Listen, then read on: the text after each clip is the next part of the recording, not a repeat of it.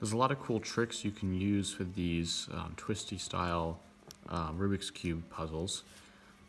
One of the simplest and easiest is the checkerboard. So the checkerboard you do by rotating each side 180 degrees like this, and you end up with a checkerboard pattern on all sides of the cube. And do the same thing to undo.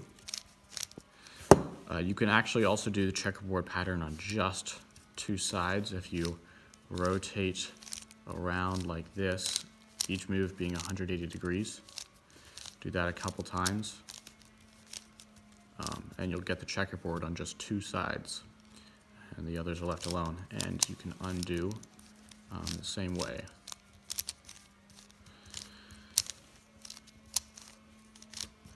Another one, I think this is my favorite, would be the center swap. So you just move the center up only, each time rotating the whole cube 90 degrees, and you end up switching all the centers. I think this is my favorite, but to undo it, you pick two sides, like these two.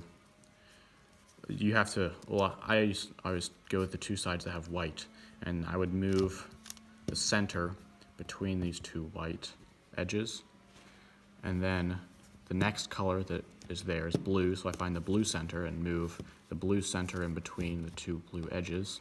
And then the next color you see is orange, so you move the orange center in between the two orange edges, and from there it's only one move away.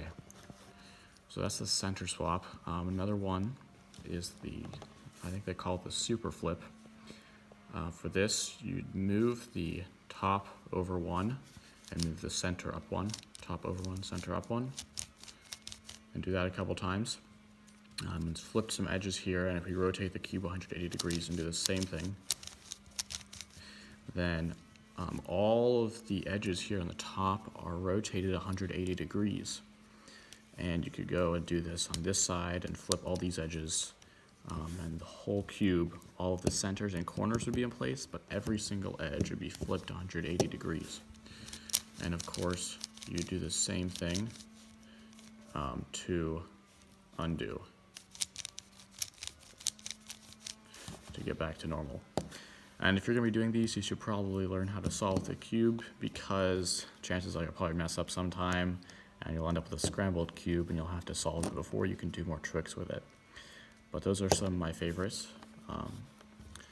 Really good on the simple 3x3x3 Rubik's Cube.